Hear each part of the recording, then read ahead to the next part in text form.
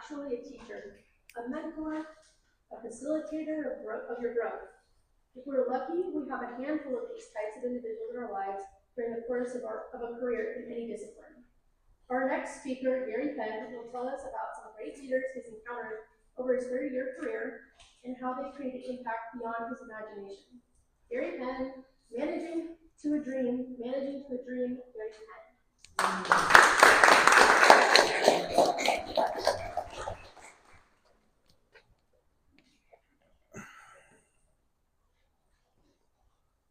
The very best leaders, the upper echelon, they enable the people that they work with, the teams they surround themselves with, the partners that they choose. They enable those people not just to succeed, but to accomplish their dreams. Woo, that's a really tall order that makes any of us almost scared to lead. How do I get somebody to accomplish their dreams? Well, perhaps it's simply pointing out that the person might have dreams. Especially in a career, there are 3 areas that a leader can really lean into, that I've had the good fortune to run into leaders that do this, that enable success.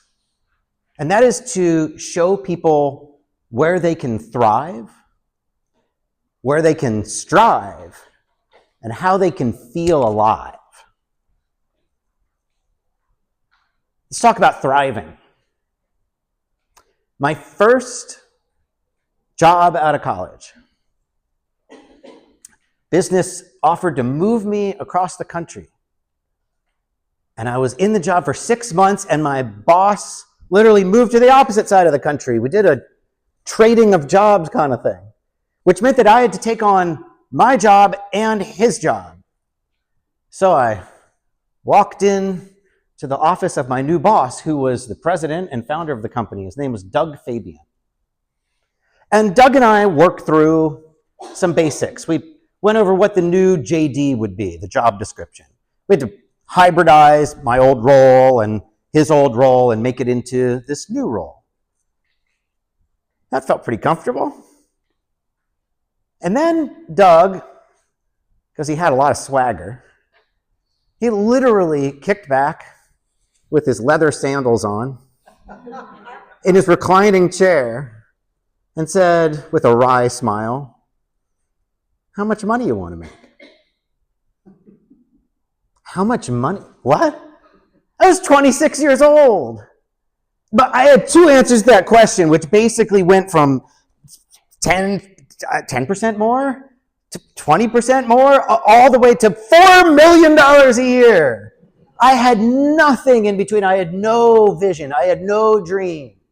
That is not how I was raised. I was not going to be Elon Musk. I have no interest in being that. But by Doug asking that question, it clicked something in my head in the very first job I ever had. And that is that value creation and valuation are malleable in terms of a conversation, which made me start to think later in my career, because I wasn't making much money at the time, what does 200% more look like? What does 400% more look like? What does 1,000% more than I was making look like? I didn't think of it then, and it's probably good because I wouldn't have gotten paid it then. But I thought about it later. What about striving? If that opens up the ability to thrive financially, well, you still need more out of work than just money. So how do you strive? Well, in my job that came about a decade later, I worked for a gentleman named Michael Tsuji. Michael was the CTO of this public corporation, a job that hadn't even been on my radar. And Michael saw something in me. He was a tough person in a room. He was a tough person to get through to, but I've always been fairly extroverted, and I'm one who is big fan of shameless self-promotion. So I figured I have nothing else to lose other than to answer Michael's questions in the rooms that he enters, and we saw eye to eye. So he took me under his wing a little bit, and about 2 years later, we were in another similar conversation where I was taking on a new role, and Michael sat back in his chair. It was uncanny. It was really similar to Doug's talk with me. And he said, Gary, I see where you're going. I want you to think about, whose job do you want? You want my job? Or do you want the other guy in the C-suite? I had 2 bosses at the time. What? Doug wasn't really offering me his job, but he was giving me a path to strive for. He was making me think of what my dream might be. It never occurred to me to be the CTO of a public company. Why would I ever think about that? He was making me think about something that was a level beyond where I was. It was the kind of conversation that I would have had with my dad, and he would have said, ha ha ha, yeah, that's funny. Because it's just not, it wasn't on the radar. But then it was. What about learning to be alive? In my last full-time role, before I opened my own business, I worked for a gentleman named Scott Kerslake.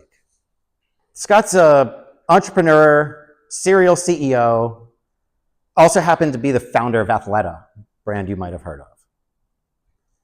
I got the good fortune to work for Scott twice. First time I worked for him, I was a consultant for a short time.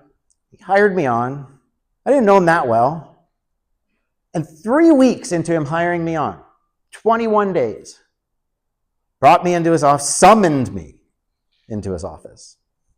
Went to the office. Now, Scott had a very different swagger than Doug or Michael. He was much more empathetic. So he was leaning forward a little, kind of checking me out, like he saw something, kind of reading me.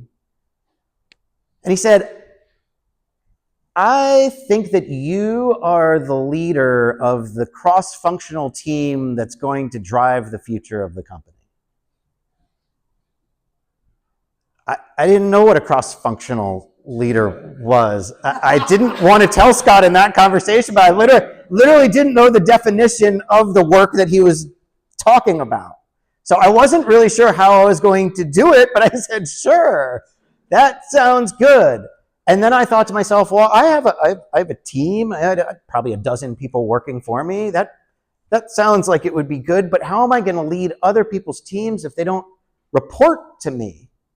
But he seemed so sure of it. He saw right into my soul. You are it. I'd only worked for him for 3 weeks. I don't know how he knew that I was it. Ladies and gentlemen, 10 years after that conversation, my entire business is predicated upon cross-functional work. I have 0 employees. I've figured out how to run cross-functional teams. Scott saw it. How? How did he see it? You need to have a leader that can help you see something that is outside yourself and your own vision of yourself to help you recognize the dream. To thrive, to strive, to be alive. Great leaders can bring these things to life. Now, you might have run into one of these people in your own careers, in your own paths in life. I hope you've run into at least one. Maybe you've run into a half dozen and you're really lucky. Either way, I hope these lessons that I've brought to you tonight can help you in your journey and help maybe spark something that brings you to a point that you can exercise a dream, not just a thought, but a dream by thriving, striving, and living. Madam Toastmaster.